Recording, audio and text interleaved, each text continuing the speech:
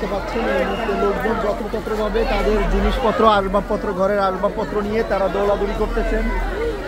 দেশবাসী আমরা অত্যন্ত বেদনার সঙ্গে জানাচ্ছি যে আপনারা অবগত হয়েছেন অলরেডি যে কড়াইল এলাকায় যে বউবাজার এলাকায় এইখানে আগুন লাগছে এবং অলরেডি প্রায় 16টা ইউনিট ফায়ার সার্ভিসের কাজ করছে।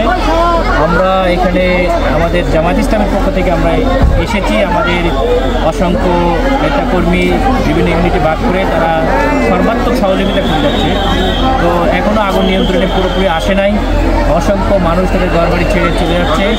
আমি এই মিডিয়ার মাধ্যমে আপনাদেরকে আহ্বান করব যে আপনারা এই পরিবারগুলোর জন্য দোয়া করবেন এবং সর্বাত্মক সহযোগিতার জন্য সকলে যারা আমরা সচ্ছল আছি আমরা এগিয়ে আসি এবং তাদের পুনর্বাসনের জন্য আমাদের একটা প্ল্যান থাকতে হবে এবং ভবিষ্যতে এই এলাকাকে সম্পূর্ণরূপে একটু আধুনিক মানের কীভাবে করে এই যে কয়েকদিন পর পর যে আগুন লাগে এটা আমরা প্রিভেন্ট করতে পারি, এই প্রচেষ্টা আমাদের যাদের রাজনৈতিকভাবে যারা নেতৃবৃন্দ তাদেরকে এই ব্যাপারে এক হইতে হবে এবং এদের জন্য কিছু করতে হবে, এই আহ্বান রাখছেন।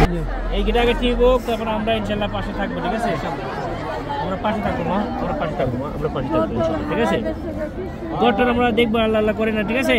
আগে এখন জীবনটাই তো আগে বলো, ঠিক আছে? এইটা হোক, আপনারা এখানে করেন, খাবারের ব্যবস্থা করবেন, ঠিক আছে? যারা আছেন তারপরে ইনশাল্লাহ সবাই আমরা একসঙ্গে মিলে তারপরে প্রশাসক আছে ওনার সঙ্গে কথা বলে কীভাবে এনাদের ভালো কিছু করা যায় আমরা সবাই চেষ্টা করবো, ঠিক আছে?